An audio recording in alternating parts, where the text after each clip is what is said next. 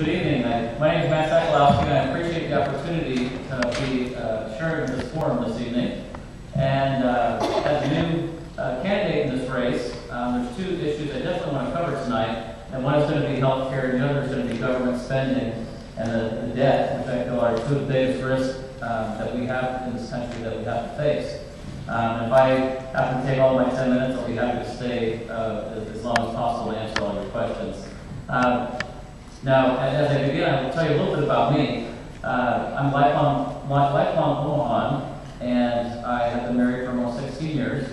My wife and I have 4 wonderful children, and we spent almost a decade in the Millard Park subdivision. So I'm a local grown Millard person now. A couple years ago, we moved to the other side out of the corner of Millard, and we've been very active in the Millard community. I've coached several baseball teams over the years in the Millard Athletic Association. And our kids are still very active in the football and baseball and softball programs there. And I'd just like to say thank you tonight for all the businesses that support the youth organizations, because it's very critical to their success. But the thing that I was very excited to be a part of this event tonight was just because I am a small business owner. And as a small business owner, I definitely understand the challenges that businesses face every day, whether it be taxes or whether it be paying payroll. I've been there and I get it. And my business just happens to be healthcare, and that's my specialty. And my business helps hospitals in their daily operations. We help implement electronic medical records, and we also help physicians and nurses implement best practices in evidence-based medicine. We set patient safety standards. So when we talk about the healthcare issue, I definitely bring a whole series of expertise to help us address and arresting the inflationary costs in our healthcare system, which is one of the biggest issues, and to help ensure the affordability for all of our families, not just today, but for well into the future. Now, the second thing on healthcare that I'd like to say is that we definitely need to take on tort reform, because right now, the practice of defensive medicine takes up about 26% of all of our healthcare dollars, and I think that that's money that would be better spent here in this local community. And the other thing in healthcare that we'd definitely like to fight and address is for pooling business insurance expenses and risk, so that it lowers the cost of not only individuals but also small businesses here locally and across the nation. And these things are all going to help to both reduce costs but also make it a stronger healthcare system. But the bottom line in healthcare for me is being in the middle of it. I know that we have the best healthcare system in the world, and I will support and always be there to help fight to keep it private, and I will not support any socialization of our healthcare system. Now, the one thing is being a small business owner that I think that we can all connect on tonight is the whole idea that Winston Churchill once said, history will be behind me if I intend to write it. And I think that's the attitude and the spirit of a business owner, that you are part of the course of your own destiny. And that's the exciting part of being a part of owning your own business. Now, self-destiny has been a little bit tricky lately because it doesn't seem to be much that we can count on with the economic crisis that we face. And to get into the second issue, one of the things is government spending. And we've had 2 bailouts, a couple of park bills passed, and we've also had numerous government programs reaching into the trillions of dollars. And you would think that we'd be on pretty solid footing, but the details paint a little bit of a different story. We're hovering around 10% in our unemployment rate, but just within the last couple of weeks, jobless claims have risen about 12%. Our consumer confidence index hit a 27-year low just in the last week. And this takes us back to 1983, when we were climbing out of the Carter administration. And so, through all of this tumult that we've been a part of, the one thing that we haven't been able to count on is government spending and the debt that we've been accruing. And that's one of the biggest risks that we definitely face as a country. Government spending is the gift that keeps on giving.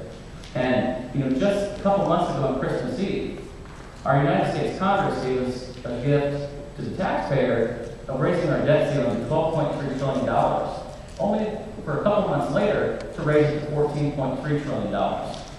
Now, I don't know about you, but you can't run a business this way. We have to balance the books. I just heard a quote the other day that said, the United States Congress is spending money like John Edwards in a beauty shop. And I definitely think that that is certainly true. But on a serious note, I think we really have to ask ourselves, do we want to continue down this path to become a debtor nation to the rest of the world that owns nothing and produces nothing? And I would have to say that both parties have been culpable in the fact of spending debt that we've been accruing. Earlier in the decade, we had a Republican Congress and a Republican president that had record deficits in spending. Only to a few years later to have a Democratic president and a Democratic Congress hit even more alarmingly, record levels of spending and debt. And I would have to say that I definitely think that we were on the wrong course. But as the plans fail, the planners continue to plan. And they know that they can reach into your cash registers as a business owner and reach back into your labor and your sweat from behind your counters. And you're the businesses that aren't too big to fail. But they know that they can always count on you to take what they need to pay for the programs and the debt and spending that they want to incur. So, moving forward into the future, we have to ask what kind of country that we want to be. And I definitely say that I don't think that we're in a crisis of government right now. We're in a crisis of leadership. And as a congressional candidate for this district, I will definitely fight to balance our budget, to reduce spending, and to absolutely start to pay down our debt. It's become a national security risk, and I will definitely fight for that every day that I'm in Congress. Now, I'll also fight to keep Uncle Sam out of your back pockets. And one of the biggest things that I will do is to remove the obstacles to put the American worker and the American business at the forefront and as the catalyst to our economic recovery, and not government.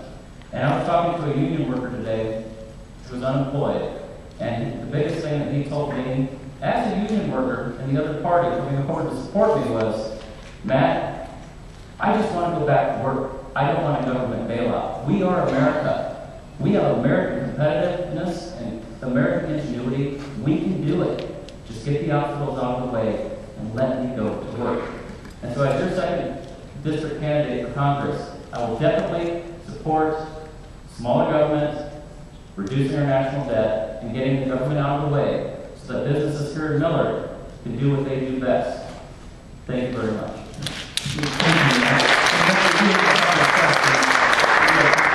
Okay.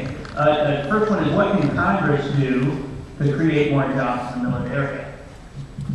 Well, I think one of the biggest things that Congress can do is get out of the way. As we look at the spending that's been happening, the government, there's this idea that government can create jobs.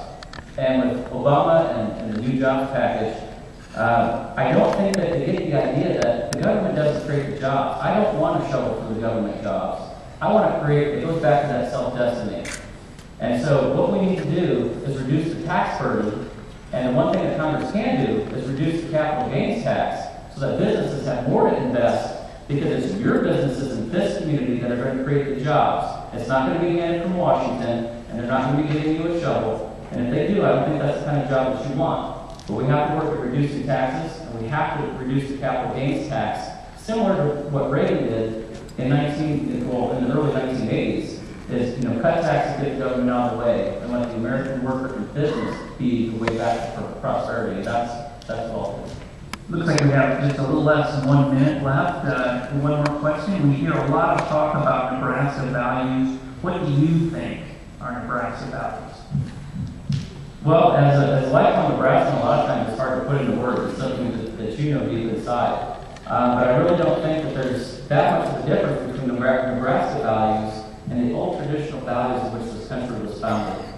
As for me, it goes back to honesty and integrity. If you look at our founding fathers and the people that swore to uphold our Constitution and live and die to create our Constitution, one of the things was doing the right thing, and that I guess Nebraska values, American values, is that these principles that our rights are from God and they are not from our government. And the one thing that I will do is definitely protect all of the rights that we have, both the Bill of Rights and the things that are spelled out in the Constitution, and to make sure that hard work, ethics, integrity, and all of those different things, those are the type of people that we need to put in Washington to help restore and protect our Constitution. Thank you very much, Matt.